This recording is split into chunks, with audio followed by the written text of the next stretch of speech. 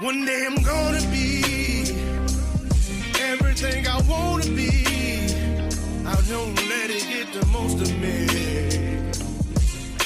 One day I'm gonna be free. I wanna be everything I'm gonna be. My future right in front of me. One day I'm gonna be free. I wanna be free. From the depths of darkness, a voice emerges. A host with a fire burning in his soul. With a heart, steel, and a spirit unbroken. He rides on two wheels, ready to claim his throne. Amidst the chaos and the thunderous roar. Insane wheels rise as a force to be reckoned with. Fueled by the power that only metal can bestow. He takes his stand, refusing to submit. Insane wheels hears back to a cry. Metal and mayhem will never die. Rituals report and paves his way. Oh, legend in the making, day by day.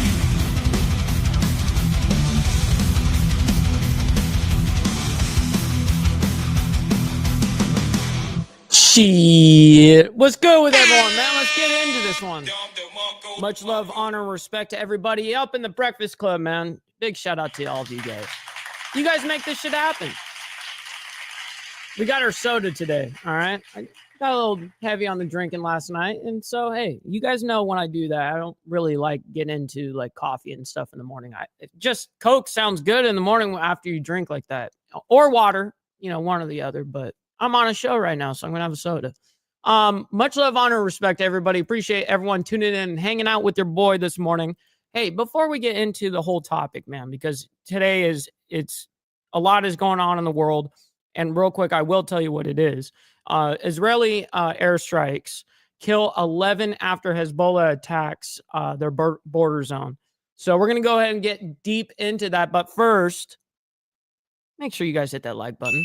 It's the number one metric of all YouTube, man. Helps out the show immensely. Thank you guys for doing that. And it's free to do so. Also, hit that subscribe button if you haven't already, man. Also, hey, please consider becoming a member. It's starting at $2.99 a month. Helps out the show immensely. It's less than a cup of coffee per month, and it helps out the show. It allows us to do this right here. Also, please consider following my Instagram. This is where I post everything behind the scenes of my lifestyle. Me, the back behind the scenes of the show, shit like that, man. Millennial food time, as brother Steve Easy in the chat likes to call it. He's coined that phrase, you know. Just like a lot of you guys have coined a lot of phrases in the chat. It's hilarious.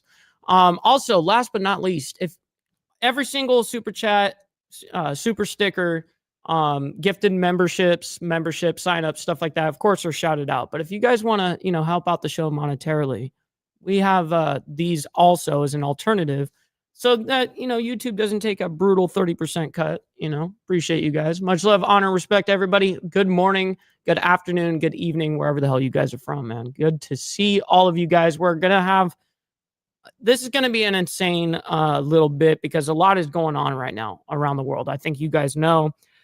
We don't have just things going on in the Middle East. We have things, well, I mean, let's just say there's a lot of stuff going on, like South Korea. I mean, it's just everywhere. Ukraine and Russia, it's nonstop. And we got my father up in the building saying, did you brush your teeth, son? You think that I wouldn't brush my teeth? I shower twice a day. You know what I mean? And then, of course, I'm going to take care of myself. Absolutely. What are you talking about? I still got my teeth, barely, but I got them. I got them. What's up, Sergeant Barcode? Man, I haven't seen Barcode in forever, man. Good morning, good evening, good afternoon. I forget where you're from, bro. So I just want to wish you a good morning. And it has been a long ass time, man. Good to see you over there on the Twitch side of stuff. I'm on YouTube now. So come over to Insane Wheels and hang out with the chat in here. And yeah.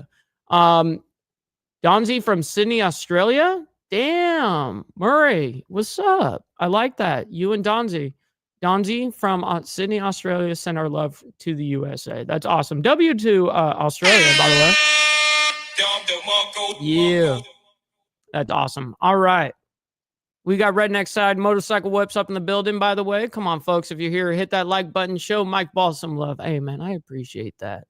What's up, Danny? Good morning to you, kind sir. Good to see you over there on the West Coast. All right, let's go ahead and get into this. This is a heavy topic right now, so we're going deep into this. All right, this is off of Live Now from Fox. I have the segment backed up. This is now about 3 hours ago, but because right now there's a lot. This is all live right now. This live stream that we're watching, it's actively going, and we're gonna go back up about 3 hours ago, and then we're gonna work our way up. Of course, I'll skip through a lot of it, but because there's a lot of boring shit that goes on in the news cycles too. That I'm like, man, hell no, change the channel type shit. All right.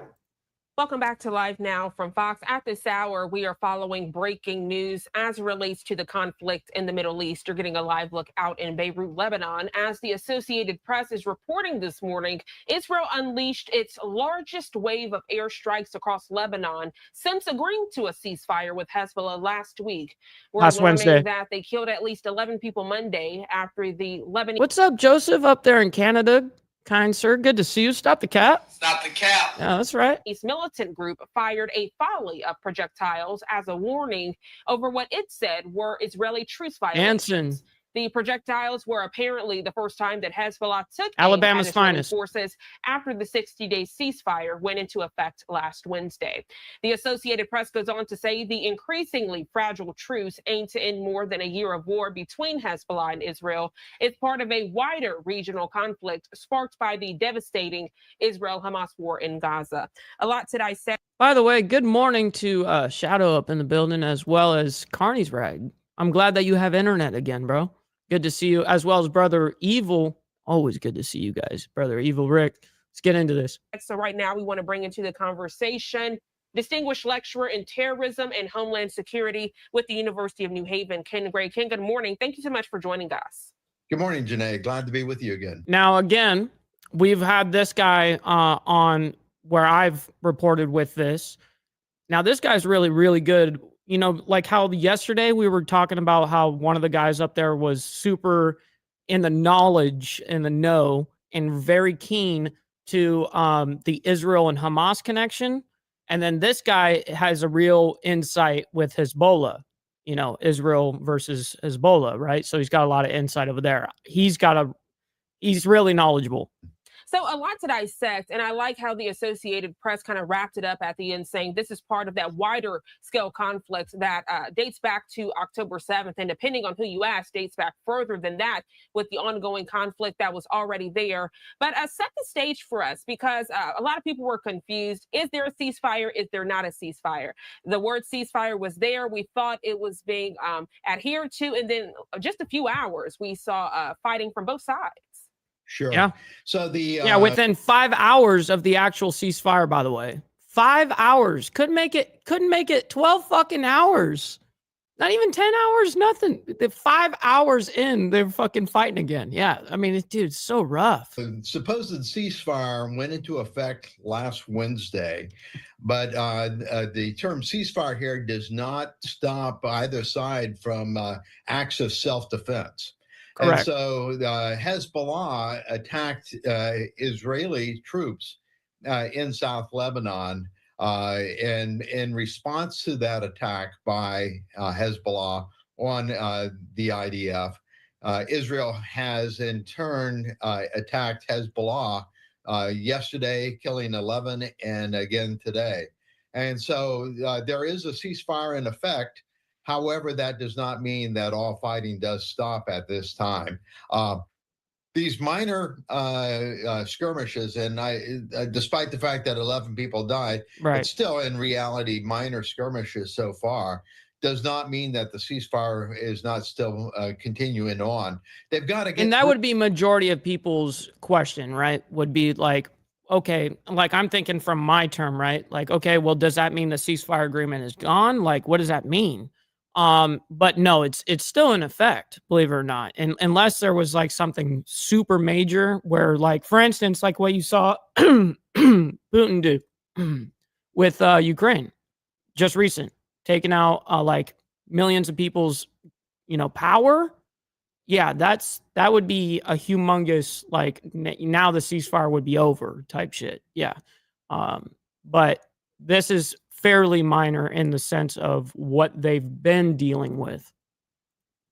Through the 60-day period here with minor exchanges on both sides like this. Yeah, no kidding, to Steve. be able to get into a more solid ground about long-term ceasefire. But we are in a fragile period of time right now. Yo, brother Thank you so much Pitbull, for that. And what? Shit. My man coming in hot over there. He's sending over some British pounds, man. Yeah, that's what I'm about right there. I like that. Did my gift of memberships come through? Negative, kind sir. Wait, let me see. Let me double check that. Nope, I didn't get. Not on this live stream. Negative. But I appreciate the 2 pounds, my man. Thank you for that. I want to further add to this implications of the confusion surrounding the ceasefire, because literally the day it was announced, you could see a caravan of cars of Lebanese people that were arriving back to their homes, if the home was still standing, because we know the airstrikes have been back and forth in real time. And then they arrived to still see that fighting still continues. So you flee the conflict thinking you can return home to safety, just to find out that it's still. This homie comes in hot, bringing in one for you guys in the community. Trigger warning, got it, my man. That's awesome. Hell yeah. I appreciate that, Pitbull. Thank you for that. Thank you. Oh, shit. We got Brother Straight Jacket also bringing in one as well. Who did it go to? Berim. It went to my buddy Zach up in the building. Hell yeah. That's cool, man. Out of all the people, that's super cool that I knew both of them. But I very much appreciate you guys helping out the show like that, man. It goes a very, very long way. Thank you. A place of war. Sure. So the area south of the Litani River is supposed to not have any Hezbollah troops in there. It's not supposed to have any IDF members in there. It's supposed to be a neutral Steven, you got gifted by Just White zone. And that is not being observed on both sides. After the ceasefire was declared, you saw Hezbollah members coming back with flags on motorcycles back into the South Lebanon. Yeah, did you guys hear that, by the way? Yeah, I know there's quite a few bikers in here, so I'm going to bring that back so you guys can hear that shit perfectly. After the ceasefire was declared, you saw Hezbollah members coming back with flags on motorcycles back into the South Lebanon. A violation of the ceasefire agreements.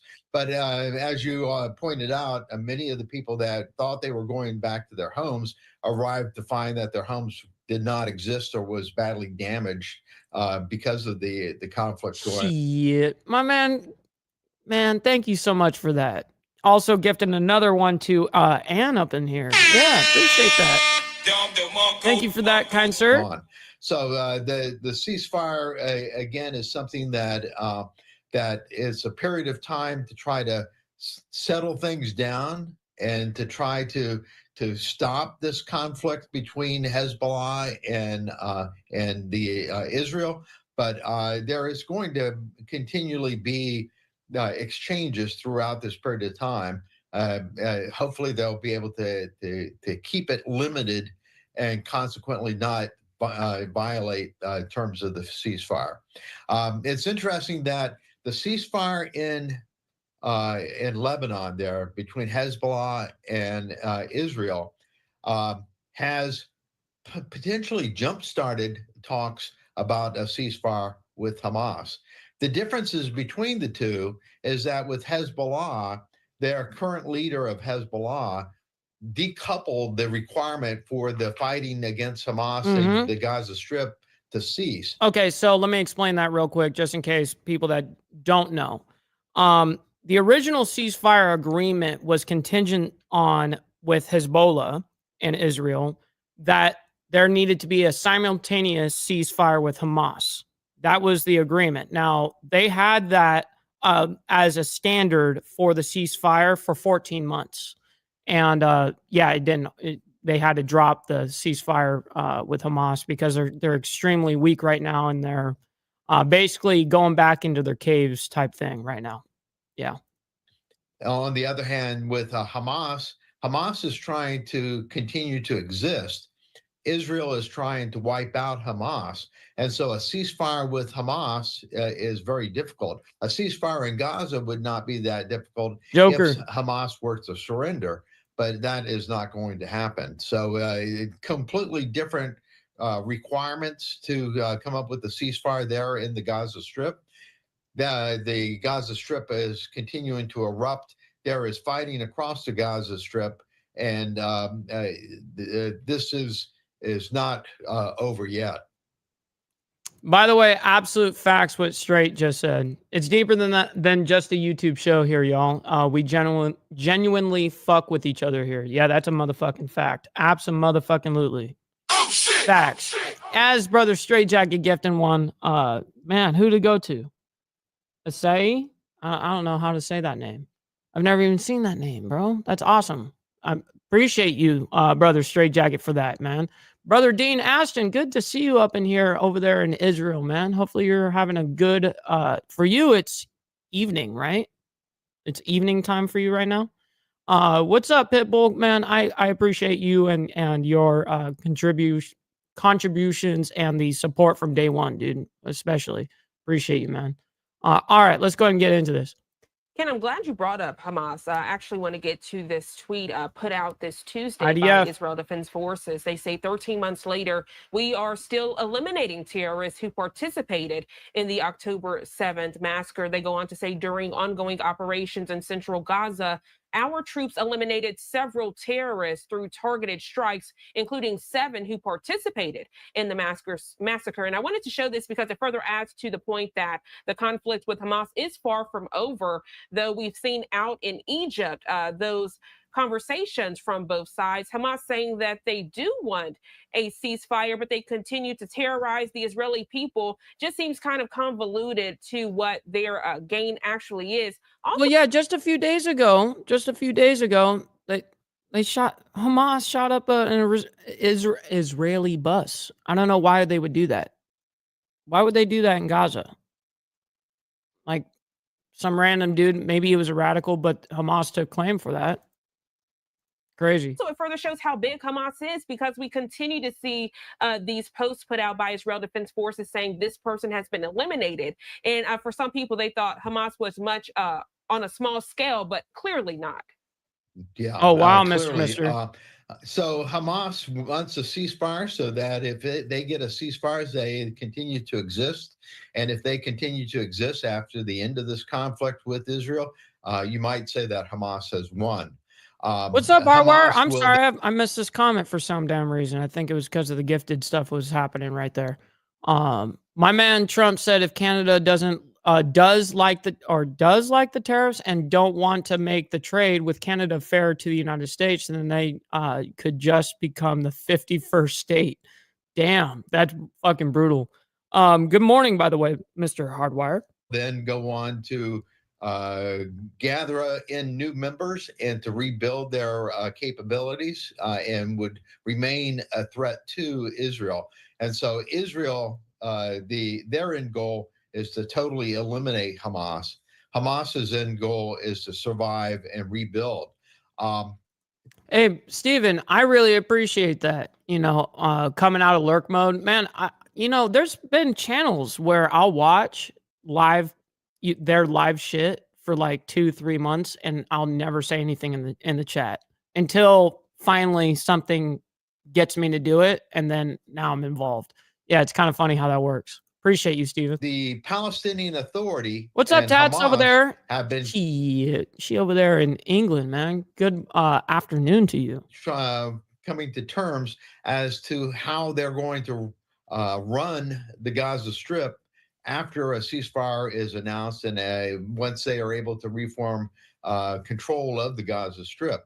This shows the difficulty here for Israel in that the Palestinian Authority has conceded much to Hamas and that they're working with Hamas to to run the Gaza Strip means that Hamas will continue to exist if this comes to fruition. So I think that Israel will not agree to a ceasefire with Hamas under these terms. They need. Hey, always a pleasure to have you on the show. They need to, consider their position. Hamas needs to consider their position. I mean, I don't know why they don't. I don't know why they don't, to be honest. It's mind-blowing to me. And Dean Ashton says over there, it's 18:20 over there, which is 6:20 p.m. Over there in Israel. Man, that's super rad. Like, that's crazy time difference. For me, it's 10:20 a.m. So you are 8 hours ahead? Yeah, 8 hours ahead. That's crazy. Appreciate your candidness and perspective on this topic. Is there anything else you'd like to add? Anything we need to be keeping a watchful eye on as all of these conflicts continue? And of course, we can't forget about the conflict out in Syria as well. Yeah. Well, there is a deadline that has been set by President Trump, or President-elect Trump. He said that on January 20th, if the American hostages and the Israeli hostages are still being held by Hamas, that there will be hell to pay for it, and that he will bring great power. Yeah, I'm not really sure why it's doing that to us so fucking heavy today. Like, before I started the show and I was hanging out with you guys, I got the treatment again on my own fucking platform, my own comments getting blocked on my own shit. There's nothing more frustrating than that shit right there. Yeah, sucks. Or against those holding hostages unless they are released. So I think that he's drawn a line in the sand, and he is planning to use American force to ensure that. Yeah, I don't think that. Yeah, I don't really back that right there. I mean, I understand the sentiment, but yeah, terrible time. That hostages are released. So we will see how that plays out. We definitely will. Ken Gray, always a pleasure. Thank you so much for joining us. I hope you have a great rest of your day. That's right, Shadow. Again, I want to give another live look out in Beirut, Lebanon, here at 7:28 on the East Coast as we go to our second 2-minute commercial break of the hour. When we come back, we have some updates as relates to the Russia-Ukraine war. A foreign minister speaking ahead of a meeting out in Brussels. We'll be heading to that event live when we come back. I do want to hear that. North Korean troops are fighting in Europe, just a couple of hundreds of kilometers from the NATO border.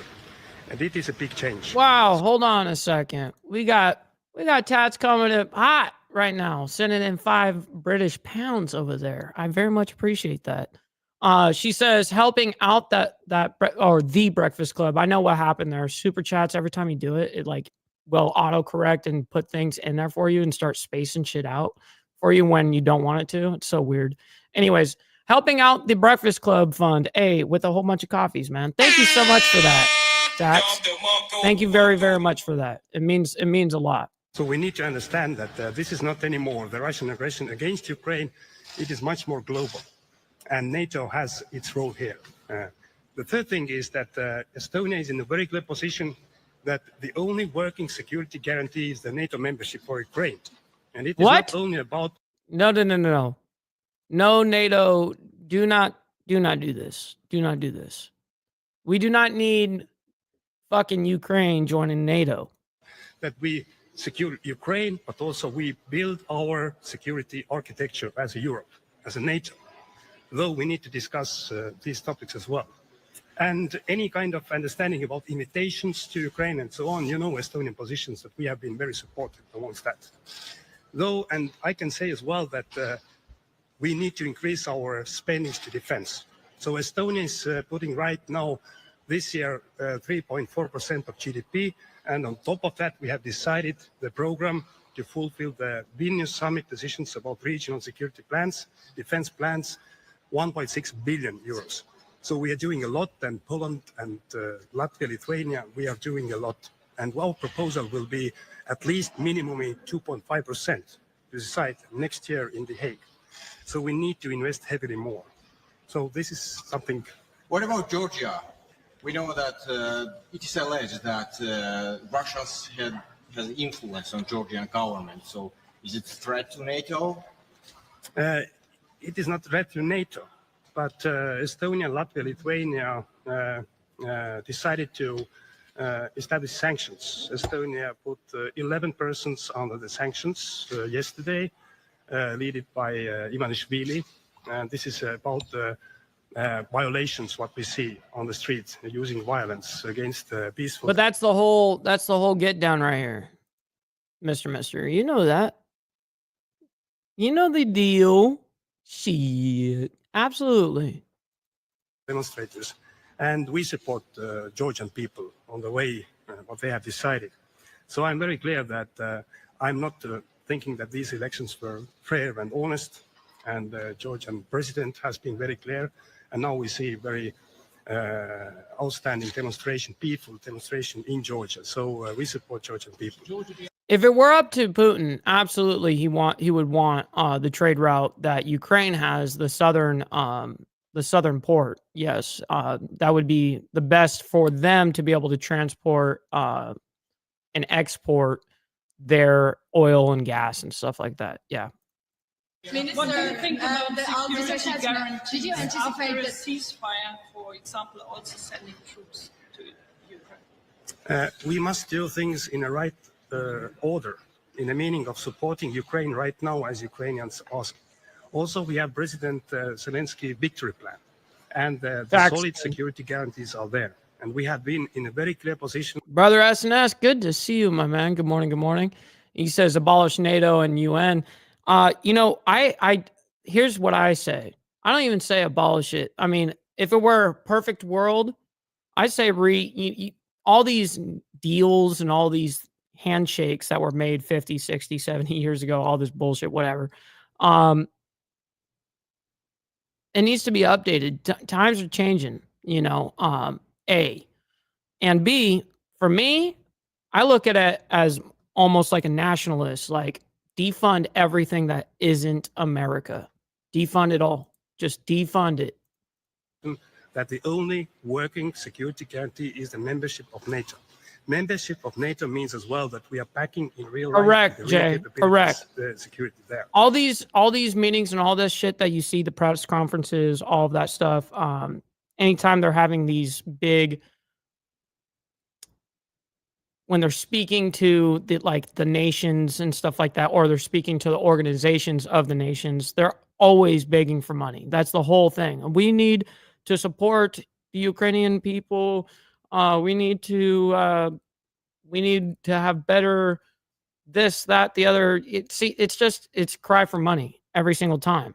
And because we reward that type shit, because we just fund fucking everything in this world, the United States funds everything. I mean, down to the terrorist organizations, where we've got our hand in it somehow, some way. Yeah, it's crazy. Absolutely crazy. All right, back to this. So if there will be just full ceasefire or the peace led by Ukraine, nobody else, then of course we need to give the working guarantees. And on the way to NATO membership, we can discuss what they will be. So is Georgia on Ukrainian soil on the way to? Did you anticipate that the Georgian government would do that to halt the Euro integration process? And what's the next move from the European Union? What should we expect? I'm very frank. Georgian government and this party has lied to Georgian people, and this is most important. I don't see that there is a real willingness to continue the way towards European Union, the other way around. And European Union has decided already in summer to stop this this process, also to stop fundings. And the next council, we are going to discuss the situation in Georgia and also the measures what the European Union can do. We are talking about the visa liberation, visa. What's up, Bob? Good morning, kind sir, up there in Canada. Bans, travel bans for the high officials. Still in snow up there? Of course, we have stopped most of the fundings already to support the government. And this is very clear. So I don't believe these lies anymore. The ultimate security guarantee of NATO membership or an invitation to NATO By the way, membership still seems hey, you, far good to see you. in the future. So Zelensky has also stated that he would engage in peace talks, but only if there would be troops securing the Ukrainian border. So can you confirm that Estonia would engage in such activity? Estonia is member of NATO. Our position is clear. the only working security guarantee is the NATO membership. So, of course, Estonia will participate if NATO is deciding like this. About the invitation, everything, we have been very clearly supportive already more than 2.5 years. So, but first we need to support Ukraine to fight back and also to make Putin to change the goal. Putin has not changed the goal. But at the same time, he's bringing North Korea and other troops in, and it shows as well that he's weak. He's afraid of NATO. He's afraid of actually and running out of resources. So I'm not optimistic, but I'm realistic, and we have more and more discussions about what are the real security guarantees. Do you think that Trump? Sorry? Do you think that Trump could be a chance for ceasefire or the contrary? I've said publicly that we are in the year of 1938, before the Munich meeting.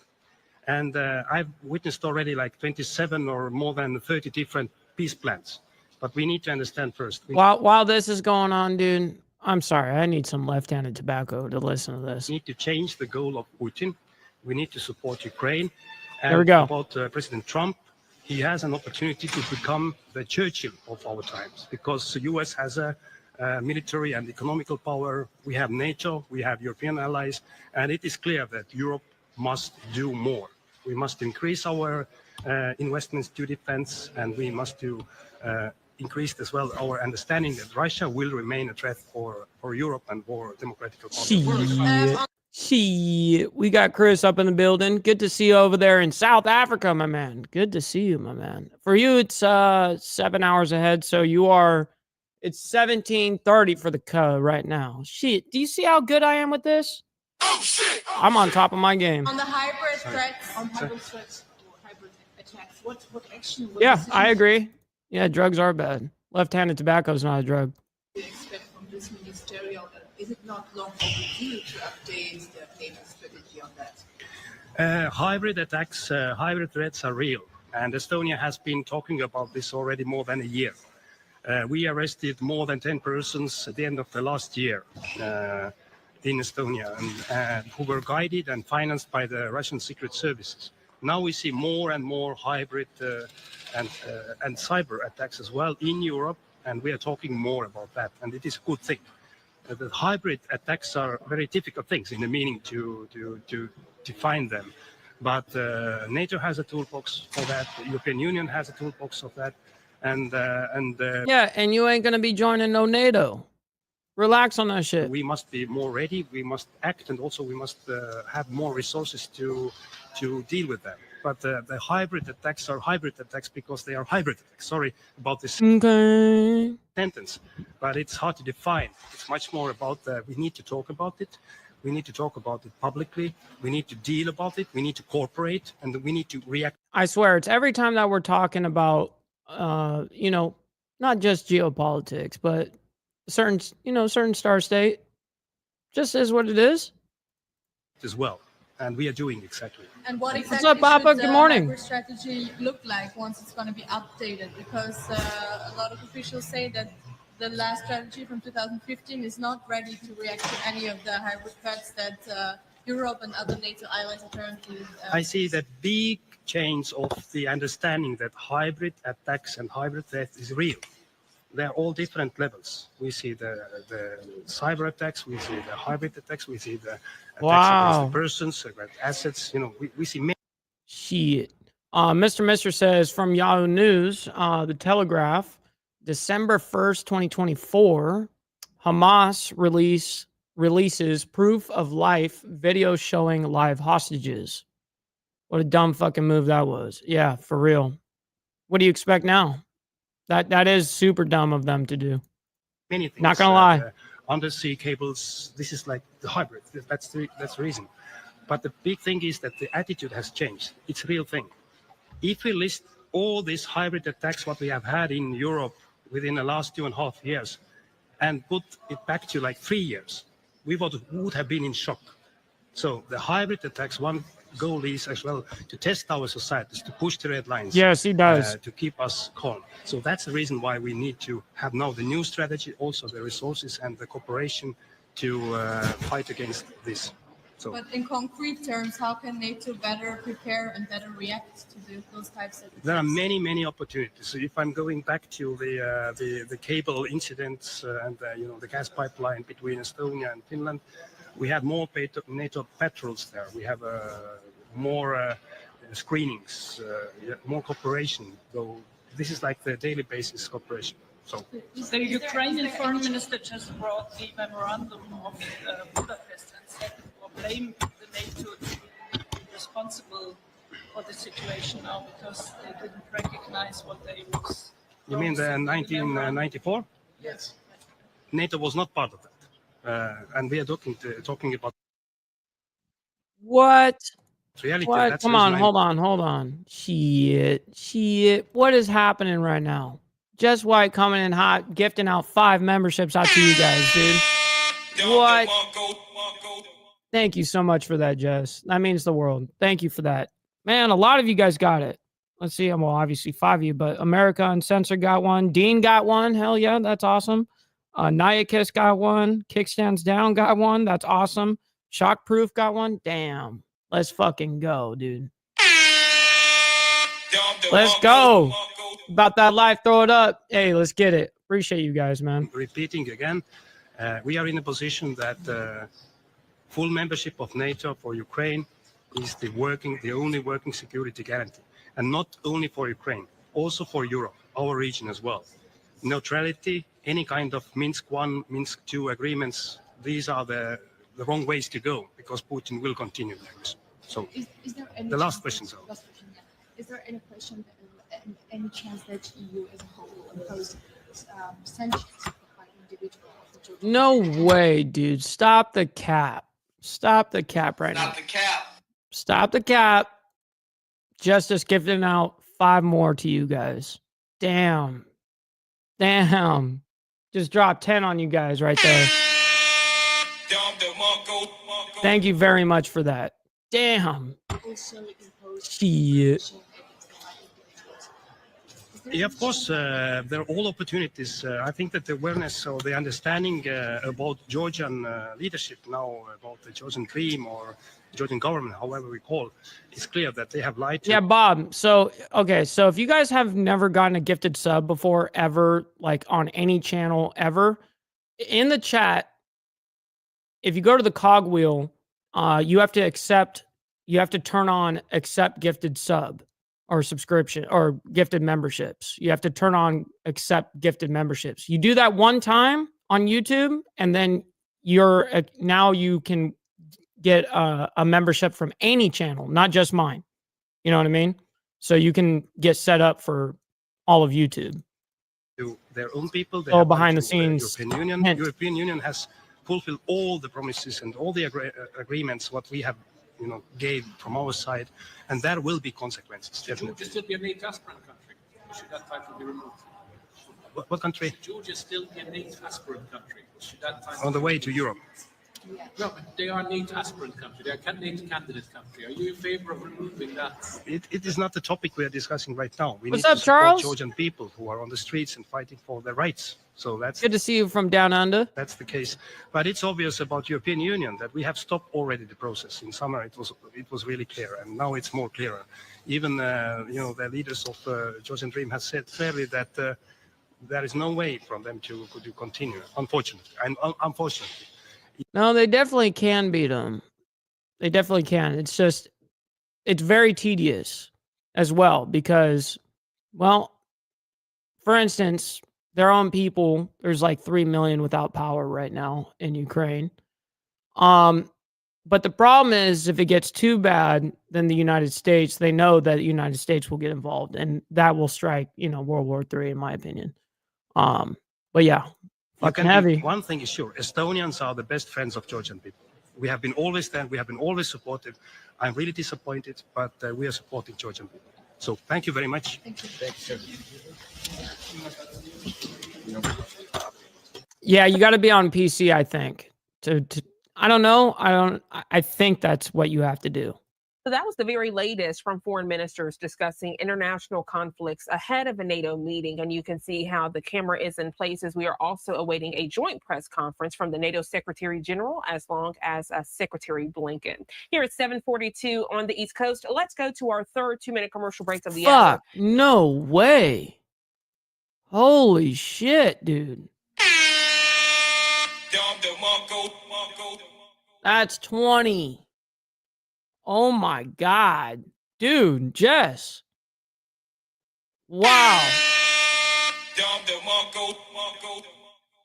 I'm fucking beside myself. Thank you for that. Oh my God. Shout out to Jess White, by the way. Stick around, by the way, because she's live right now. I'm going to rate her at the end of this. So you guys don't even have to do anything. It'll just send you right over at the end of this live. So yeah, make sure you stay live, Jess, for sure. When we come back, we are following a breaking news alert that just came into our studios from the Associated Press. The details in just 2 quick minutes. All right, let's go ahead and bring it past that.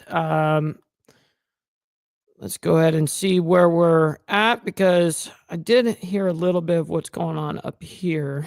Now, are we going to want to hear bullshit from the United States right now? The podium right now. Good afternoon. It's a pleasure to host the Tony, my dear friend Tony, here today, the U.S. Secretary of State, again in NATO. And over the last 4 years, you have been in many NATO meetings, and I really want to thank you for that. You have been a staunch ally, and people like you very much. And the fact that you are listening in, participating in the meetings, and that the U.S. in that sense is really providing the leadership necessary. And we still need that. There are 2 big issues we will discuss today and tomorrow. Today, this is brutal. Let's focus tonight on Ukraine. We know that the situation on the battlefield is difficult. Okay, so are you right now? I mean, every single time there's any type of public speaking like this, so it's just a cry for money every single fucking time. So now, right now, I can guarantee you NATO's going to ask for money from the United States, and we're going to fucking give it to them. And we have to do everything we can to get more military aid into Ukraine. Yep. And I want to thank you. Yep. See? Yep. Military aid. What is that? Money. The US, but also Sweden and the UK and Estonia and Norway and Germany for making an announcement the last couple of days again of extra military aid going into Ukraine. This is quite crucial, particularly now that the winter is coming and we know the situation with the energy infrastructure in Ukraine. Tomorrow, we will discuss amongst the 32 the issue of the increasing Russian aggression against NATO allies and how to counter that. And this is a very important Just in case you guys don't know, this is the NATO chief, if you guys didn't catch that. Subject we will spend a lot of time on tomorrow morning. And also here, your leadership is highly valued. So again, thank you for being here, but particularly thank you for being here for the last 4 years. We wish you the best after January, but we need you till the 20th of January every day, and we know we can count on you. Again, thank you. Mark, thank you very much. And like it or not, you've got me and you've got us till the 20th of January, every minute, every day. We're determined to keep moving forward on the work we've been doing together over the last 4 years, work that has strengthened this alliance in extraordinary ways with new members. Yeah, Steve, if you want that video, I'll send it for 20 memberships. I'm not above that. I'm not above that. New resources and assets, and I think a new determination, both to continue to stand with Ukraine faced with the Russian aggression, but also to deal with a myriad of other threats and challenges that brings us together in the world's greatest defensive alliance. What's up, Sears? We share the and concern Huggy that Mark expressed for Ukraine in this ongoing aggression, but that only reinforces our determination to make sure that Ukraine has what it needs to deal with what it's facing on the battlefield, also to deal with the ongoing onslaught on its energy infrastructure with, once again, Putin weaponizing winter, trying to freeze people out of their homes, turn out the lights. We're not going to let that happen. We're determined on that front as well. But we have a broad range of other challenges that we have to look at. We'll be doing that over the next couple of days. This is a vital moment, I think, for the alliance to make sure that we're level set for the year ahead. And I'll just say in conclusion this, and I've said it before, I think what people need to remain focused on is this. The reason so many countries are invested in. Hey, you know what? I appreciate you, Brother Slim. We're going to do a little halt, a little call to action, you dig? Make sure you guys hit that like button. It's the #1 metric of all of YouTube. It helps out the show immensely. And if you guys are new here, make sure you guys hit that subscribe button. Both of them are free to do so, by the way. So appreciate it, you guys. Hell yeah. Alliance. The reason that new countries, Finland and Sweden, have joined the alliance, the reason the alliance is stronger than ever is because we all know it's the best guarantee against war, the best means to prevent conflict, the best means to ensure our collective security. And that's because in joining NATO, every ally takes a pledge that an attack on one is an attack on all. And that means that any would-be aggressor knows that if they take on one NATO country, they have to take on all of them. And that is the best way to deter aggression in the first place. And that's why I think you see Stop the cap. a stronger alliance, a bigger alliance, a determined alliance, and we'll continue to reaffirm that today and tomorrow. Thank you, Mark. Thank you so much.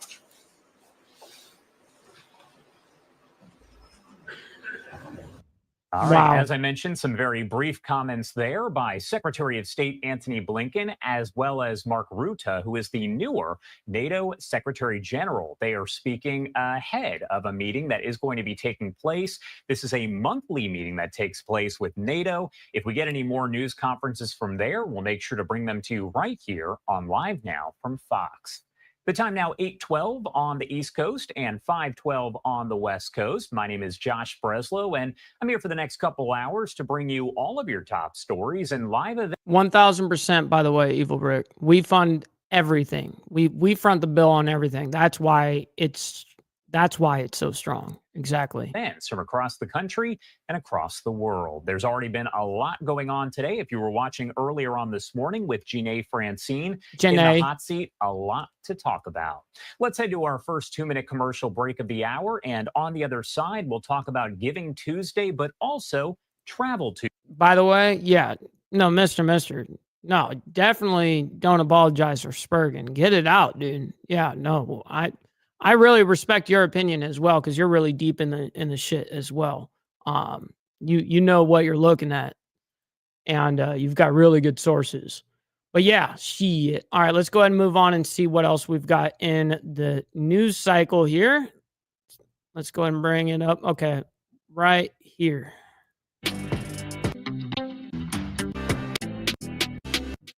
Okay. Welcome back here on Live Now from Fox, 8:32 on the East Coast and 5:32 on the West Coast. Do want to get back to a developing story that we've been following over the last several days as hundreds of Iran-backed Iraqi fighters crossed into Syria Monday to help the government fight rebels who seized Aleppo last week. But Reuters does report as of now, Lebanese Hezbollah has no plans to join them as their war with Israel does continue. The rebel storm of Aleppo is the biggest success in years for the fighters who are against Syria's President Bashar al-Assad. Government forces held complete control of Aleppo since capturing what was then Syria's largest city. That was back in 2016, and the siege was one of the major turning points of the war that has killed hundreds of thousands of people.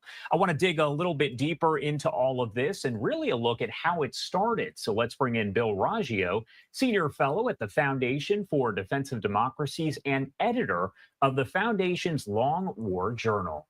Thank you so much for taking the time to be here with us today. Always a pleasure. Thanks for having me on. Of course. Well, first off, I want to go back in time a little bit because a lot of people have seen this kind of develop. Now, you guys know that because I'm in this news cycle a lot. I've actually never seen this news reporter or this guy right here, this journalist, whoever this guy is. I don't know his background. I don't know anything about him. Now, I know most of them, but I don't know him. The last several days, but this is more than a decade in the making. Can you explain to me exactly what has been going on from the get-go? Yeah, and this is a conflict of a decade and a half in the making. With the advent of the so-called Arab Spring, you had anti-Assad elements and then jihadist elements, including Al-Qaeda, that rose up against Bashar Assad, the president of Syria, his regime. and they began taking over large chunks. Of course, there was the split between Al-Qaeda and the Islamic State. Then the Islamic State took over large portions of Syria. The Assad regime really was on its back foot. It received support from Russia and Iran, its two key allies, and then the Iranians pumped in Hezbollah from Lebanon, as well as the Iraqi militias that it established to help beat back some of the jihadist elements and the so-called Free Syrian Army, which is a very problematic force. And by, I'd say, the late 2010s, this conflict stabilized. The Assad regime regained control of places like major cities like Aleppo, whereas the U.S.-backed, ironically named Syrian Democratic Forces, which is really the PKK or the Kurdistan Workers' Party. This is a foreign terrorist organization. The U.S. backed them. They took control of some areas in the north. And then groups like Hayat Tahrir al-Sham, which used to be al-Qaeda's branch in Syria and still has ties to al-Qaeda, consolidated in Idlib. And then Turkey also got into the fray because the Turks don't like the Kurds and their So aspirations for an independent country. They backed the landscape out there is just so fucking insane. It's so insane. God, like all organizations, just in fucking insane. Syrian National Army, and they control areas in the north. So you essentially have a crazy Game of Thrones situation in Syria where there are no good actors. There is no one that we really should be rooting for. How significant overall is the rebel capture there of Aleppo? Is that something? It sounds as though it came as a surprise. Yeah, it certainly was a surprise. It wasn't done. This wasn't done in a vacuum. So the Hayat Tahrir al-Sham is the main group in conjunction with the Syrian National Army. They launched the offensive. Aleppo is the second largest city in Syria. And so this is a major prize. HTS or Hayat Tahrir al-Sham. Major prize. Fucking shithole over there. Was confined to Idlib in northwestern Syria. And the Syrian National Army also confined to the north. I don't think it's an accident that this offensive was launched. The two groups in conjunction. HTS has received support from the Turkish government as well. I suspect that Turkey coordinated these actions. The Syrian National Army isn't going to do anything without Turkish support. And, I'm watching videos of the fighters from both groups. They're well armed. They have new uniforms. They have new weapons. Some, sophisticated weapon systems. I wonder who's funding that. Who do you think is funding that? Either Iran or the United States? Shit. In my experience watching the Taliban when they did this sort of thing, it was when they got backing from a state. And I suspect that these groups took advantage of Russia being engrossed in the conflict in Ukraine and Iran being distracted in supporting Hezbollah and supporting Hamas and the Houthis. And, my guess is that the Turks saw an opportunity here, pointed their militias, their weapons at this Assad regime, who was probably very complacent at this point, given there hasn't been major fighting. And so they saw a target of opportunity and they took it. We know, of course, Lebanese Hezbollah is involved in the fighting with Israel, so they're a little preoccupied at this point. And as I mentioned, they have no plans to go into Syria and get involved. But overall, I want to get your take here. Do we expect that all of this going on in Syria will have any sort of impact on the situation in Lebanon or in Gaza? So, and to the point about Lebanese Hezbollah not being involved, what Iran is doing is taking those Iraqi-backed militias, which are larger in number, but not as well trained, not as sophisticated as Hezbollah. But that's exactly what the Syrian regime needs. They need foot soldiers. They need bodies to throw at this offensive.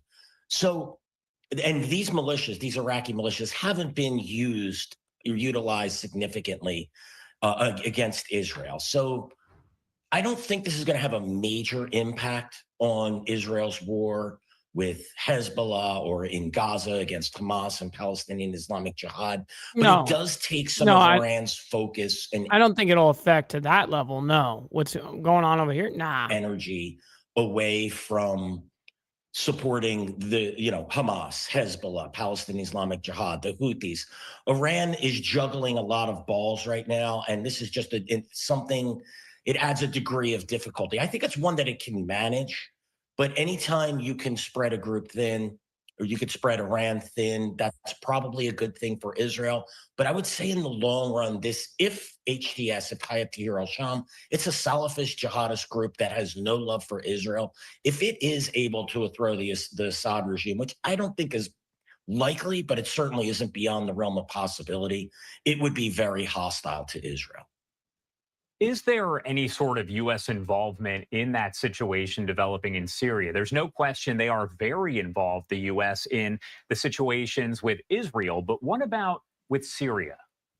U.S. support in Syria goes back to that Syrian Democratic Forces, which is the PKK or the Kurdistan Workers' Party.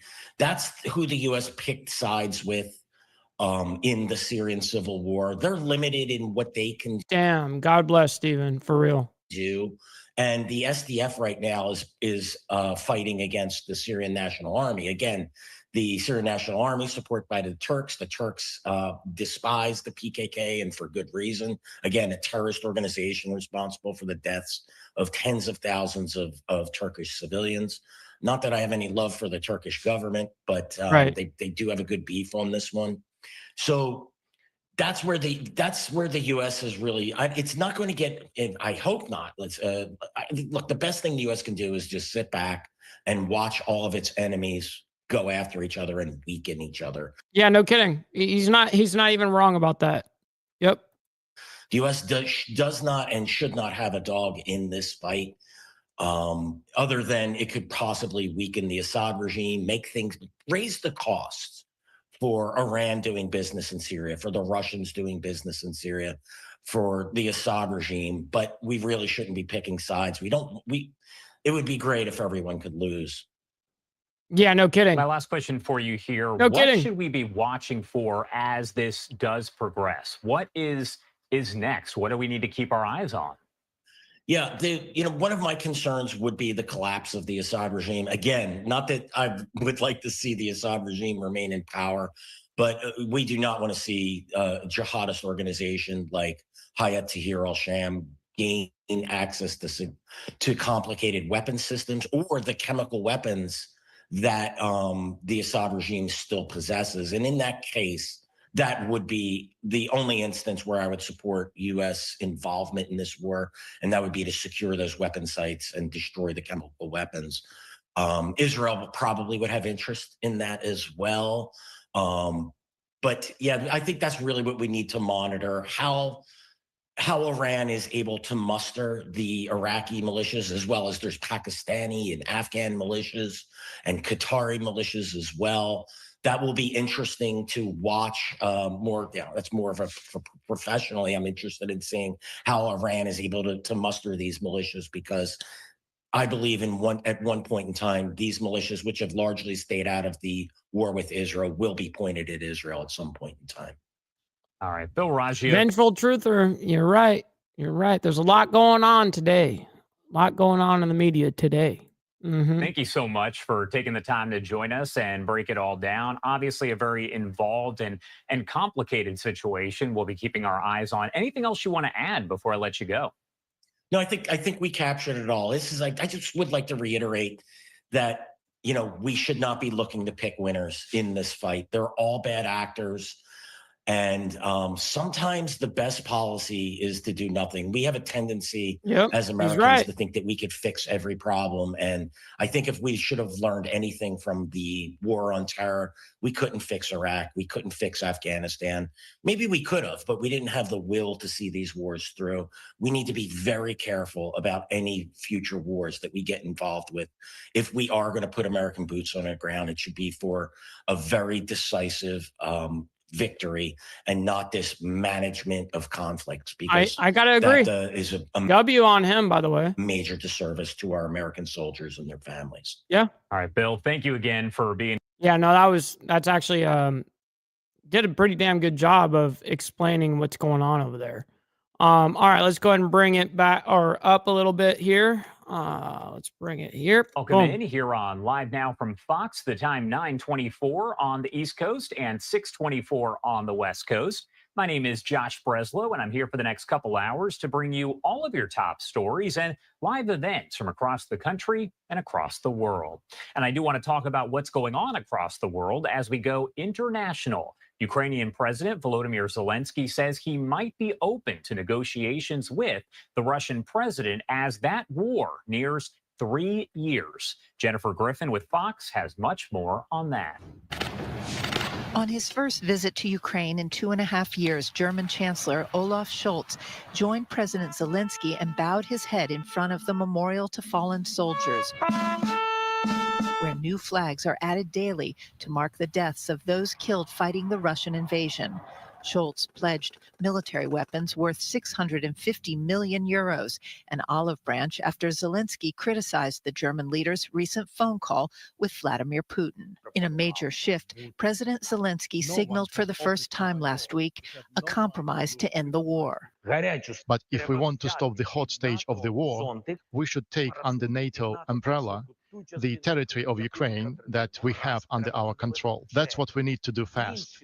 And then Ukraine can get back the other part of its territory diplomatically. Adding NATO membership is the only way to guarantee Putin does not return. It's the first time the Bruh.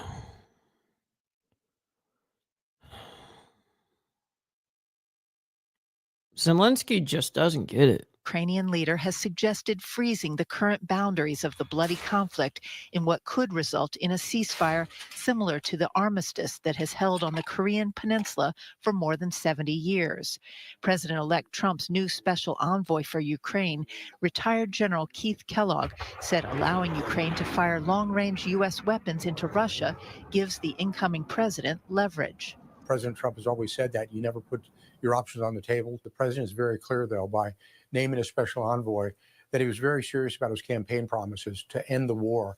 And he says, stop the killing. The next tranche in military aid for Ukraine, $725 million more in counter-drone systems, anti-personnel landmines, and munitions.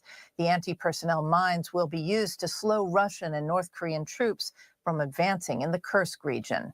At the Pentagon, Jennifer Griffin, Fox News. Pentagon. Jennifer, thank you. And as we see the ceasefire continue between Israel and Lebanon, we know that it is very, very delicate. Alex Hogan has the latest on the ground. Less than a week after ceasefire took effect, Hezbollah fired on an Israeli military position near the Lebanon border on Monday. The militant group called the attack a defensive warning strike after what it calls Israeli violations of the deal. But Israel is accusing Hezbollah of threatening the ceasefire, and the IDF says it's weighing out how to respond. Israel is committed to the successful implementation of the ceasefire, but we will not accept a return to the situation as it stood on October 6, 2023. Still, the Pentagon says the truce appears to be holding. It began last Wednesday and calls for a 60-day pause in fighting, during which time Israel and Hezbollah will withdraw from southern Lebanon, though people along the border are skeptical. People have had a break from the airstrikes. People return to their homes to check them, but everyone is afraid of what is coming after 60 days. It comes as intense fighting continues in Gaza. On Sunday, Hamas leaders... Listen, the Lebanese people, the general consensus of the people, they don't want this shit. In Lebanon, they don't want this shit. But it's the government and obviously Hezbollah, how they've infiltrated Lebanon. Yeah, crazy. Met with Egyptian officials in another push for a ceasefire. The White House says it hopes Israel's deal with Hezbollah will force Hamas to negotiate. As they look at the world right now, they ought to see just how isolated and weakened they are. Iran's no longer there for them. Hezbollah is no longer there for them. Meanwhile, the IDF says that an American-Israeli soldier who was believed to be alive and taken hostage in Gaza was actually killed on the October 7th attacks. In Tel Aviv, Israel, Alex Hogan, Fox News. Alex, thank you. And I want to take a look at this post right here on your screen as Israeli Prime Minister Benjamin Netanyahu's wife and son were at Mar-a-Lago in Florida just days ago for a dinner with President-elect Donald Trump. Yair Netanyahu there posted this photo on Twitter of he and his mother sitting with Trump, and he captioned that picture, quote, "Thank you, President Trump, for such a wonderful dinner. Can't wait for January 20th. This is Trump has warned there will be, quote, all hell to pay if the 100 hostages still held in Gaza are not released by the time he takes office on January 20th. As far as staying in the Middle East here, I want to get to the latest on the Israel-Lebanon ceasefire, which does technically remain in effect, though the fighting continues there. The Israeli military launched strikes on Lebanon late Monday after Hezbollah fired 2 mortars for the first time since the truce went into effect nearly 1 week ago. Ambassador Gerald Firestein is a distinguished senior fellow for diplomatic engagement at the Middle East Institute and the Institute's director of the Arabian Peninsula Affairs Program, joining us now live to discuss. Thank you so much for taking the time to be here with us today. It's a pleasure to be with you again. Let's go ahead and skip through this aspect. We'll go ahead and see if there's anything important going on live in the moment for that under the same, same geopolitical context. Let's see here. I don't care about a verdict. Care less. What's this one? Palestinian ambassador addresses United Nations on Gaza. All right. Let's go ahead and bring this back and we'll go ahead and hear a little bit of this. Hopefully he doesn't ramble on. A lot of times that's what you get out of these.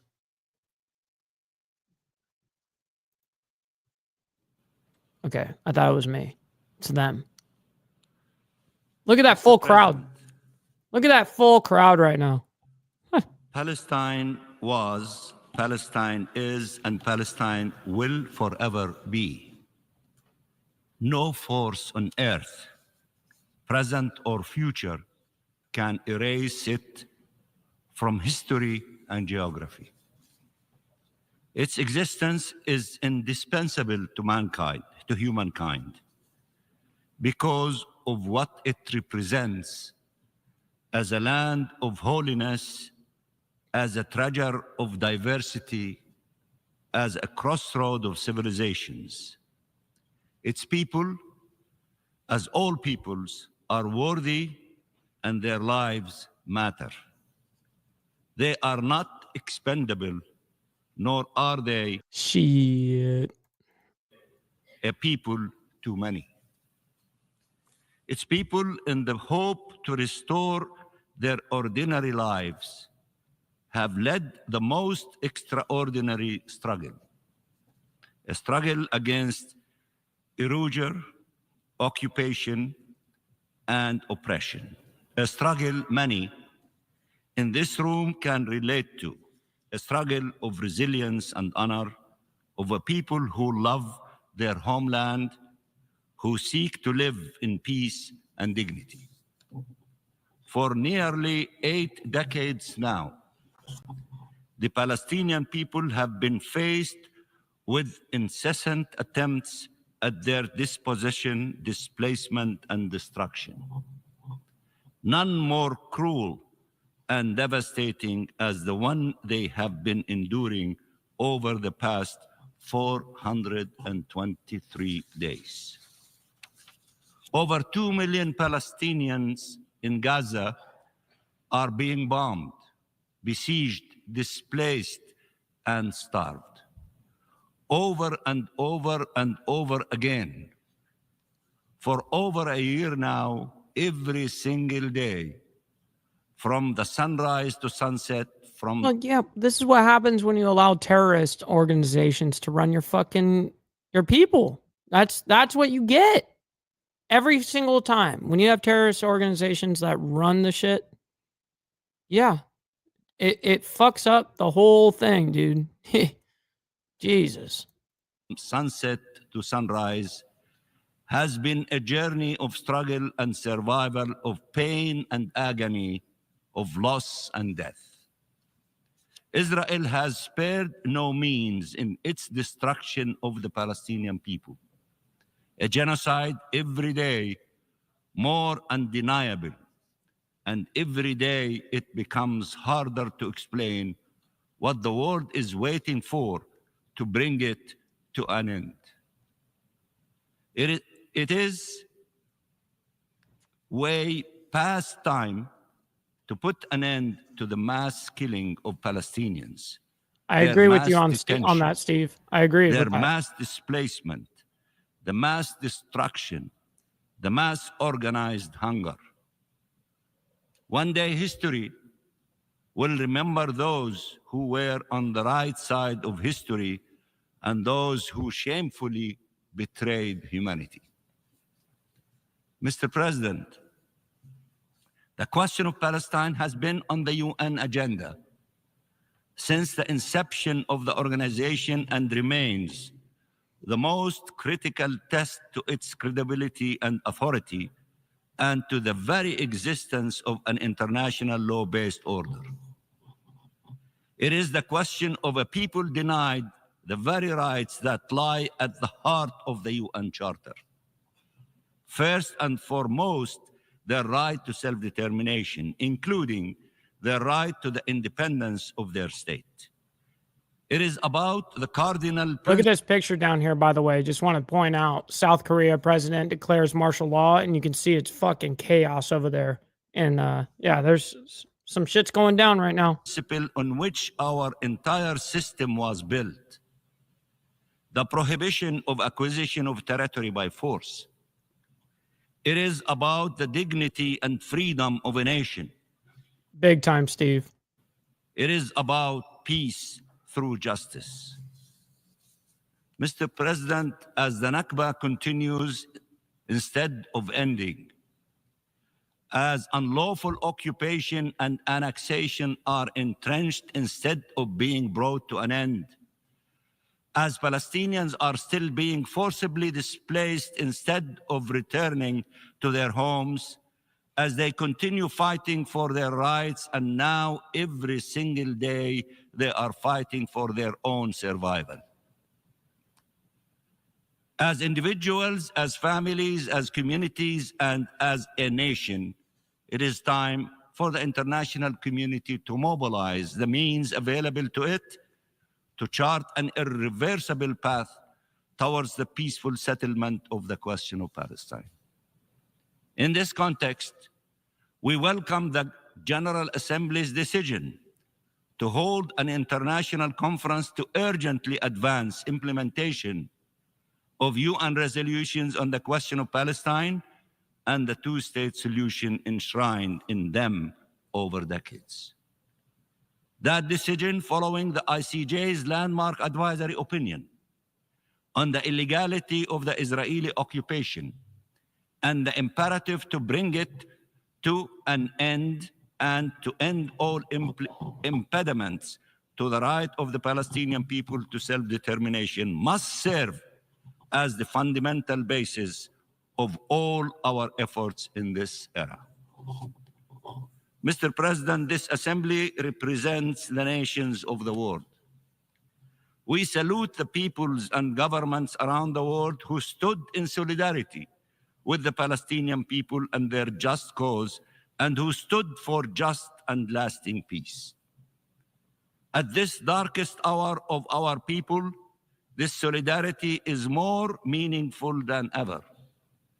It must continue being translated into this decisive action to uphold international law, implement UN resolutions and the decisions of international courts to end impunity, and with it, the unlawful presence of Israel in the occupied Palestinian territory, and to realize the inalienable rights of the Palestinian people.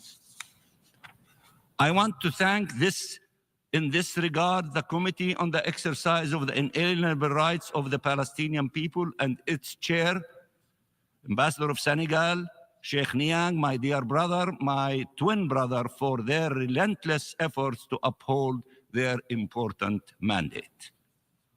I also wish to seize this opportunity to express our appreciation to the United Nations, to its Secretary General, and its personnel, notably on the ground, for persisting in implementing their mandate. That one came through, Papa.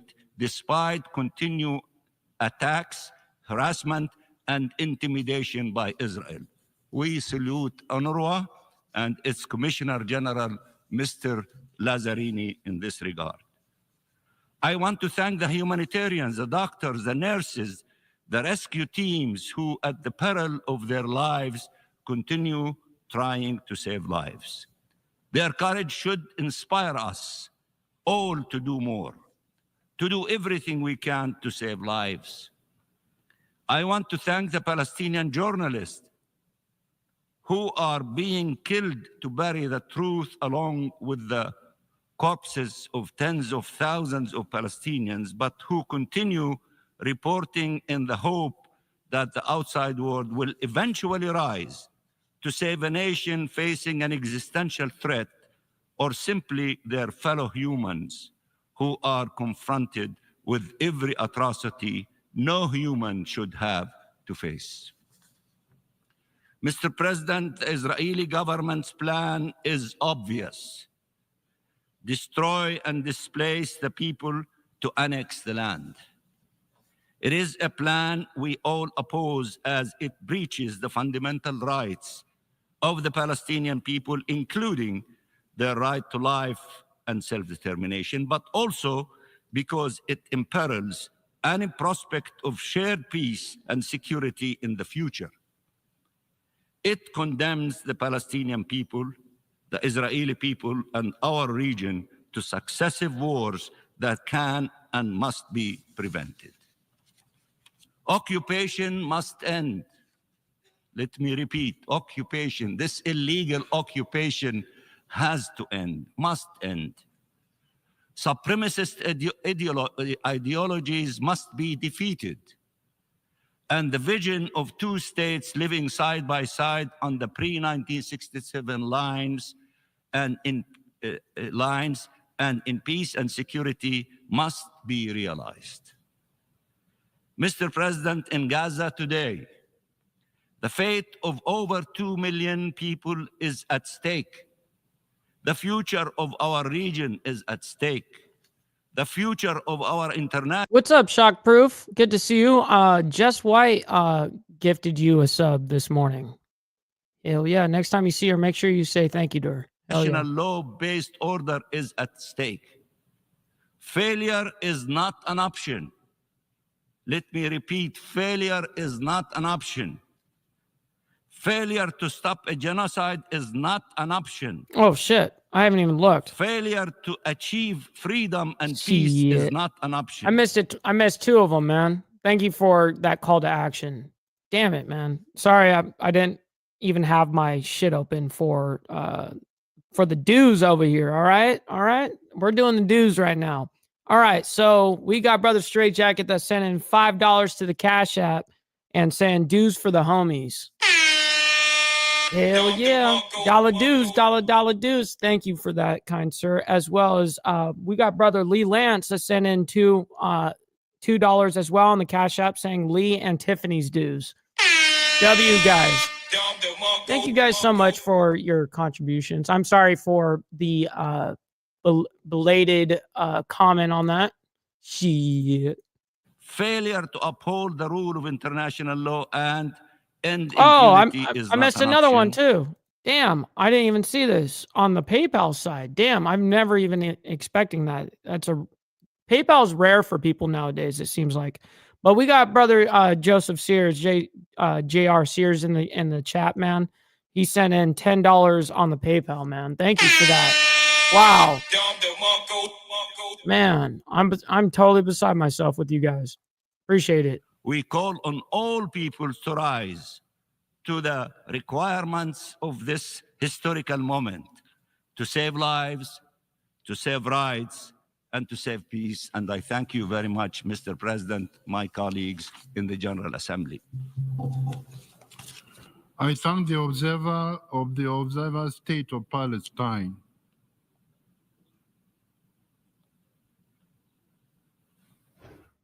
All right, so we were dipping into the United Nations there, live, raw, and unfiltered, as we did hear from the Palestinian ambassador to the United Nations, speaking, of course, about the situation over in Gaza. Do have to head to a quick 2-minute commercial break, but we will listen back in coming up on the other side.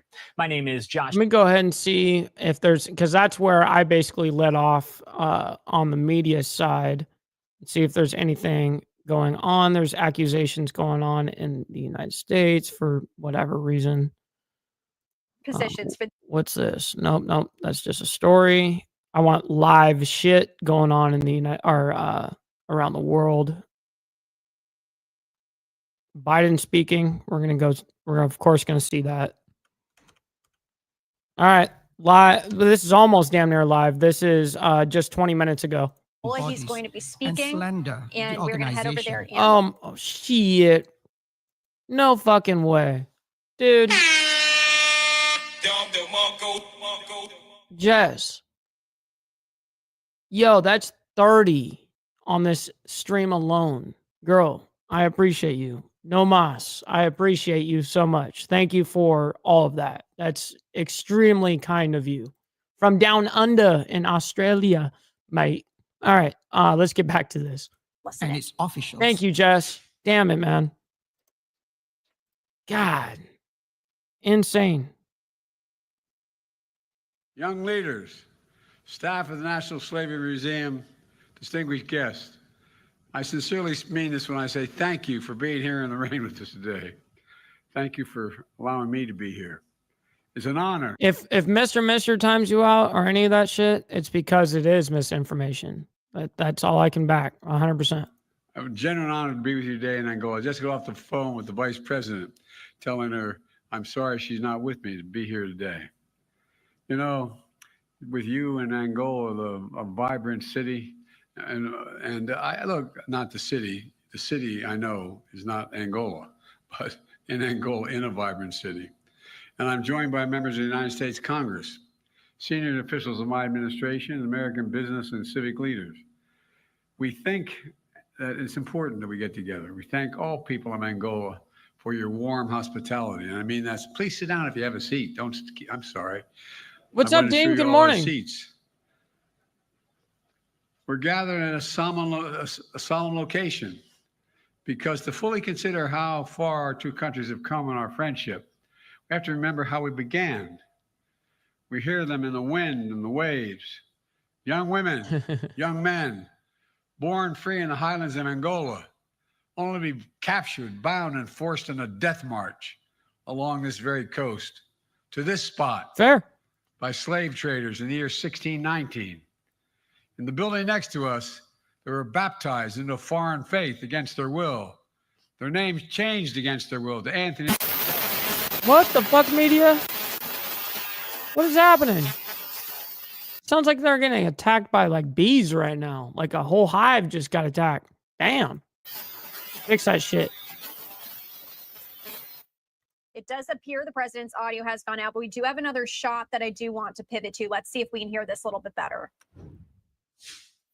When Anthony Isabella Oh, man. the British colony of Virginia, where they were sold into servitude. They fixed it. Became two of the first enslaved Americans in a place that 150 years later would become the United States of America. They had Again? a son, considered the first child of African descent born in America, William Tucker. It was the beginning of slavery in the United States. Cruel, brutal, dehumanizing. Our nation's original sin, one that haunted America and cast a long shadow ever since. From the bloody Civil War that nearly tore my nation apart, to a long battle with Jim Crow into the 1960s, to the civil rights and voting rights movement, which got me involved in public life, during which American cities were burned, to the still unfinished reckoning with racial injustice in my country today. Historians believe people from Angola accounted for a significant number of all enslaved people shipped to America. Today, millions of African Americans have roots in Angola. As I said at the U.S. African Leaders Summit that I held in Washington 2 years ago, our people lie at the heart of a deep and profound connection that forever binds Africa and the United States together. We remember the stolen men and women and children who were brought to our shores in chains, subjected to unimaginable cruelty. Here with us today are 3 Americans who are direct descendants of Anthony and Isabella, whose first enslaved Africans in America. Wanda Tucker of Hamilton, Virginia. Wanda, are you there? There you are, Wanda. God love you. Her brother Vincent and Carolita as well. Thank you for being here. We're going to write history, not erase history. The Tuckers learned their family history around the dinner table. That history led Wanda here in Angola a few years ago.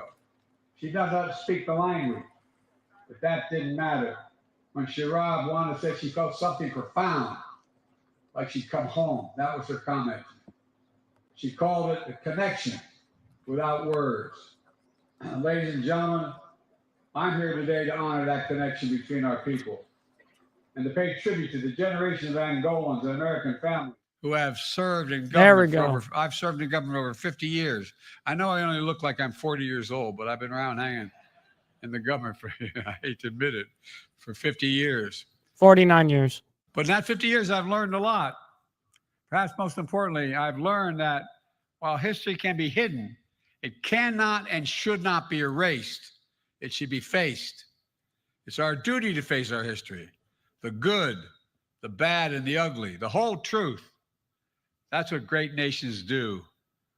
That's why I chose to speak here at the National Slavery Museum today, just as I toured. And that's why your president visited the National Museum of African American Culture in Washington, D.C., the second most visited museum in the States. And he did it a few years ago. He saw what I see, the stark contradiction between my country's founding principles of liberty, justice, and equality, and the way we long treated people from Angola and from throughout Africa. I've often said America is the only nation in the world founded on an idea. Most countries are founded based on race, ethnicity, religion, geography, some other attribute. But the United States founded on an idea, one embedded in our Declaration of Independence. That is that all men and women are created equal and deserve to be treated equally throughout their lives. It's abundantly clear today we have not lived up to that idea. I've only timed someone out that, that's why I allow you guys to say whatever the fuck you want. I mean, I allow you guys to have your exchanges all day long. People debate in my chat all the fucking time. It's something that I definitely allow. The only one that will get you guys is Are We Not Men when he's trolling. That dude, he trolls all the fucking time. He's the only dude that will do it. You know what I mean? But we've never fully walked away from it either. And that's due in no small part to the determination and dreams of African Americans, including Angolan Americans, the proud descendants of the diaspora who helped build my nation as they rebuilt their own families and their own sense of self. They were the forebears as well, resilient, faithful, even hopeful. Hopeful that joy would cometh in the morning, as it says in the Bible. Hopeful that our past would not be the story of our future. And hopeful in time, the United States would write a different story in partnership with the people brought here in chains to my nation from Africa. It's a story of mutual respect and mutual progress. That's the history that brings me here. The first American president ever to visit Angola. Over time, and I'm proud to be. Over time, the relationship between our countries has been transformed from distance to genuine warmth. Today, our relationship is as strong as it's ever been. Throughout my presidency, it's been my goal of the United States to build a strong partnership with peoples and nations across the continent of Africa. True partnerships aimed at achieving shared goals, bringing to bear the dynamism of America's private sector and the expertise of our government to support aspirations of African entrepreneurs, experts, leaders, both inside and outside of government. Because we know the challenges that define our age demand African leadership. 1 of every 4 human beings on Earth will live in Africa by the year 2050. And the ingenuity, determination of young Africans in particular, like the young society leaders I just met with here today, will be undeniable forces in that human progress. That's why I'm so optimistic, because of that generation. In no small part, it will be in their hands, in the hands of people across Africa, to expand access to clean energy, to tackle threats of global health, to grow a global middle class. In many ways, Africa's success is and will be the world's success. That I said at the United States U.S.-Africa Summit, the United States is all in on Africa's future. 2 years ago, I pledged to deliver $55 million in new investments in Africa and to mobilize American business to close new deals with African partners. 2 years ago, we're on way ahead of schedule. More than 20 heads of U.S. government agencies and members of my cabinet have traveled to Africa, delivering over $40 billion. By the way, I could tell that, Stephen, just low key. I could tell that by your emoji use. Yeah. Yeah. $1 billion in investments thus far. And we've announced nearly 1,200 new business deals between African American companies and American companies, totaling worth $52 billion, including investments in solar energy, telecom, mobile finance, infrastructure, and partnerships with American Airlines to expand opportunities for tourism. So you don't. I agree with this, Jay, 100%. It's pandering right now. It's totally pandering. Although Paris is pretty nice. Here in Angola alone, the United States has invested $3 billion during my short presidency. We see the bonds between our countries across sectors, from clean energy to healthcare to sports. The American Basketball Association. Last I saw her, Charles, was legitimately on Thanksgiving morning. She was doing like this show. She was showing off like what she was doing for the community by like making sacks of whatever for to give away for Thanksgiving. It was some of the sort like that. So yeah. National Basketball Association launched Basketball Africa League, and Angola is the reigning champion. And we see the impact of American culture across African culture, across the American culture, from music to entertainment to fashion to arts and so much more. Student exchanges between our countries are essential and must increase. Students in both countries can be better understand one another if they know the country, if they visit the country, if they're educated in the other country. An increased connection between us makes a big difference. Being all in on Africa means making sure African voices are heard at the tables that matter most. Under my leadership in the United States, we brought in the African Union as a permanent member of the G20 economies. And we insisted on more African representation among the leaders of the International Monetary Fund and other world financial institutions. We've also pushed to ensure that developing nations do not have to choose between paying down unsustainable debt and being able to invest in their own people. And we're using our own voice to increase Africa's presence in the UN Security Council at the United Nations. That should happen. You can clap for that, folks. You should be in there. He literally said you should clap, folks. Damn. Did you hear that shit? That's embarrassing, yo. What the? Dude, let me go ahead and bring that back. In the UN Security Council at the United Nations. That should happen. You can clap for that, folks. You should be in there. The United States continues to be the world's largest provider of humanitarian aid and development assistance. That's going to increase. It's time to get into the crystal. It's time. For the wealthiest nation in the world to do. And today, I'm announcing over $1 billion in new humanitarian support for Africans displaced. RP, dude, he's been mumbling on. I mean, just totally at this point, he is on like a woman prattle.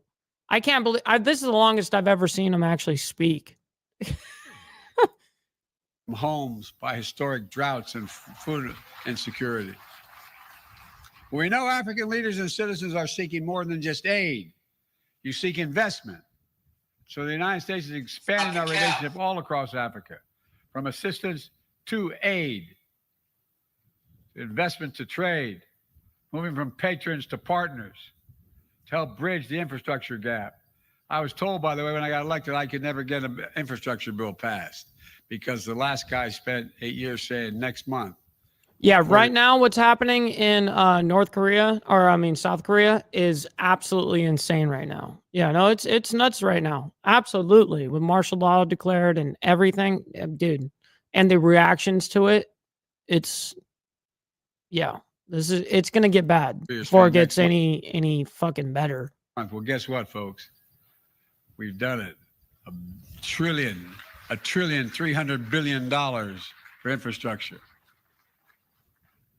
to narrow the digital divide, drive inclusive, sustainable economic growth. We're looking for partners who understand that the right question in the year 2024 is not what can the United States do for the people of Africa? It's what can we do together for the people of Africa? That's what we do. Nowhere in Africa is the answer more exciting than here in Angola. It starts with our governments whose partnership is stronger, deeper, more effective and active than any point in history. It's testament to your president who had the vision to carry this relationship forward. And it's a testament to Angolan citizens across the private sector and civil society who have forged strong bonds with your American counterparts. And together, we're engaged in a major joint project to close the infrastructure gap for the benefit of Angolans, Africans across the continent, Americans, and the world will all benefit as you benefit. You can produce much more agriculture, for example, in states that can't. Bob, I'm going to see if after Biden's done speaking here, if there's going to be anything going on live now regarding South Korea. Doesn't necessarily look like it. Oh, there is something going on live at this moment, but I'm not sure what that is. Anyways. You're going to increase their longevity, and you're going to increase your impact and profit. It's called the Libido Corridor. We're building railroad lines from Angola to the port of Libido in Zambia and the DRC, and ultimately all the way to the Atlantic, from the Atlantic Ocean to the Indian Ocean. We're the first transcontinental railroad in Africa and the biggest American rail investment outside of America. And I must tell you up front, with the American press here, I'm probably the most pro-rail guy in America. I've ridden over 1,300,000 miles on a daily basis to my work, 220 miles a day for the last 50 years. Well, I didn't do it as president. I stayed in the White House a lot. But all kidding aside, folks, we can do this. We can do this. It's in our power. We'll not only generate significant employment, will also allow individual countries to maximize their own domestic resources for the benefit of their people and sell critical minerals that power the world's energy transformation and our fight against climate change. And to transport them at a fraction of the time and lower cost. A ship that used to take over 45 days will now take 45 hours. That's a game changer. That increases profit, that increases... Yeah. Sounds like a lot of... Emotional damage. Yeah. Lot of cap here. Stop the cap. Stupid. Yeah, sorry about it. Yeah, 100%. Is opportunity. Insane. The Libido Corridor represents the right way to invest. Zombie prattle. In full partnership with the country and its people. As part What's of this up, Pablo? project, we'll install enough clean energy power to power hundreds of thousands of homes, expand high-speed internet across for millions of Angolans, which is as consequential today as electricity was 2 generations ago. And we're investing in agriculture and food security, fulfilling the needs of countries without agricultural capacity, and expanding opportunities for countries growing the crops, connecting farmers across along the Libido Corridor to new markets, expanding opportunity and prosperity. You doing that, having the means to do it. The United States understands how we invest in Africa is as important as how much we invest. In too many places, 10 years after the so-called investment was made, workers are still coming home on a dirt road and without electricity, a village without a school, a city without a hospital, a country under crushing debt. We seek a better way, transparent, high standard, open access investments that protect workers and the rule of law and the environment. It can be done and will be done. Folks, the partnership between Angola and the United States also extends to supporting peace and security in this region and beyond. President Lorenzo, I want to thank him for his leadership in mediation and regional conflicts. I also want to thank him for Angola's speaking out against Russia's unprovoked war against Ukraine. It matters. It matters when leaders speak out. Ladies and gentlemen, as you know, I'm in the final weeks of my presidency. You don't have to clap for that. You can if you want. But I wanted to come to Angola. Although I've been chairman of the African American Subcommittee for a long time, I'd never made it to Angola. Because although I don't know exactly what the future will hold, I know the future runs through Angola, through Africa. I mean it sincerely. It's starting to rain. I'm not kidding. I know that any nation that wants to thrive in the next century must work as partners with workers, entrepreneurs, and businesses here in Africa. I know that the connection between our communities, our universities, our sports, our civil societies, our families, our people will only grow deeper. We have to stay focused. The story of Angola and the United States holds a lesson for the world. Two nations with a shared history and evil of human bondage. Two nations on opposite sides of the Cold War, defining struggle in the late part of the 20th century. And now, two nations standing shoulder to shoulder, working together every day for the mutual benefit of our people. It's a reminder that no nation need be permanently Dude, he's prattling the fuck on. Testament to the human capacity for reconciliation and proof that from the horrors of slavery and war, there is a way forward. So I stand here today, I mean this sincerely, deeply optimistic. By the way, 20 years ago, when I was a senator, I had a cranial aneurysm. They got me to the hospital in time. I remember asking the doctor what am I. He said, "Oh, your chances are good." Why is he still about talking? 30%. And that night after it was all over, he was deciding whether or not it was congenital or environmental. And I said, "I don't give a damn. I'm here." He said, "You know what your problem is, Senator? You're a congenital optimist." I am. About the possibilities of progress that lie just beyond the horizon. Together, we can and will chart a future worthy of great nations, worthy of the highest aspirations of our people. We just have to remember who we are.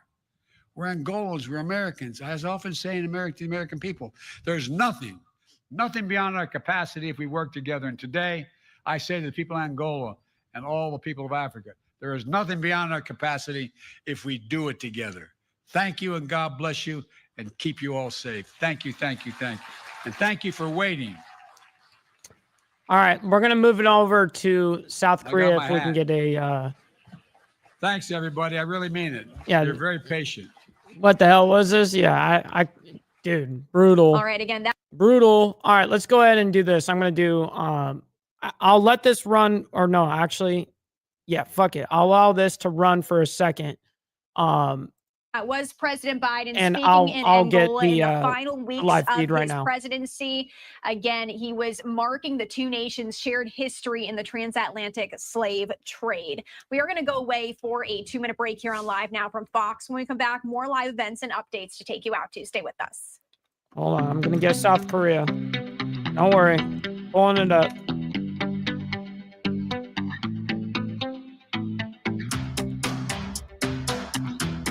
Seeing if there's any live. I do got one live feed.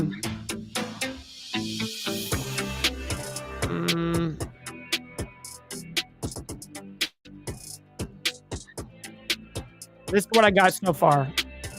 Okay, hold on. We'll do this. We'll move it over to South Korea, see if we get anything. I want live reporting right now, but it doesn't look like anyone is.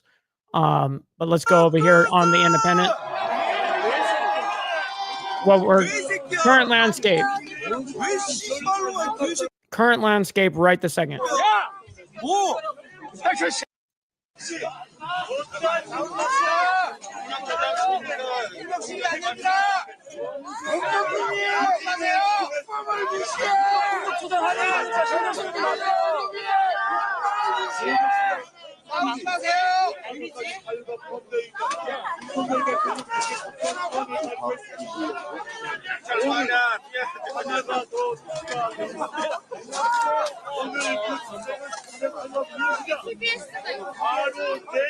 Fucking crazy.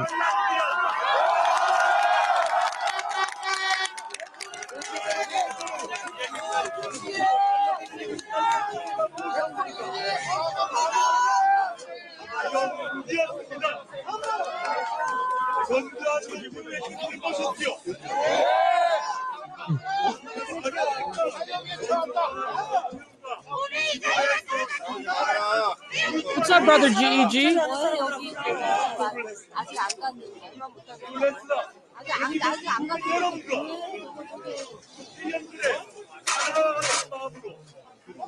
This is all breaking right now.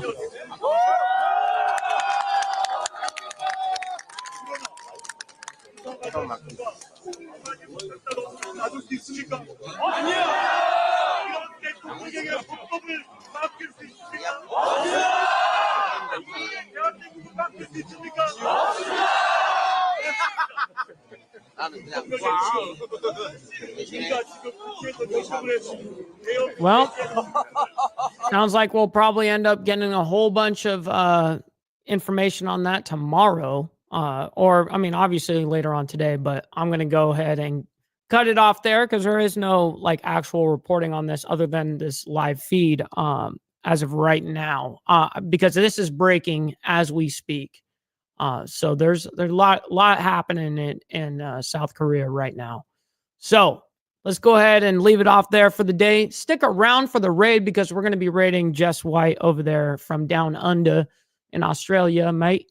And hey, man, I can't thank you guys enough for all of your guys' support this morning. I am absolutely honored to be able to do this show with you guys Monday through Saturday. Remember, guys, if you guys just got, all these gifted memberships, check it out because there was a lot gifted this morning.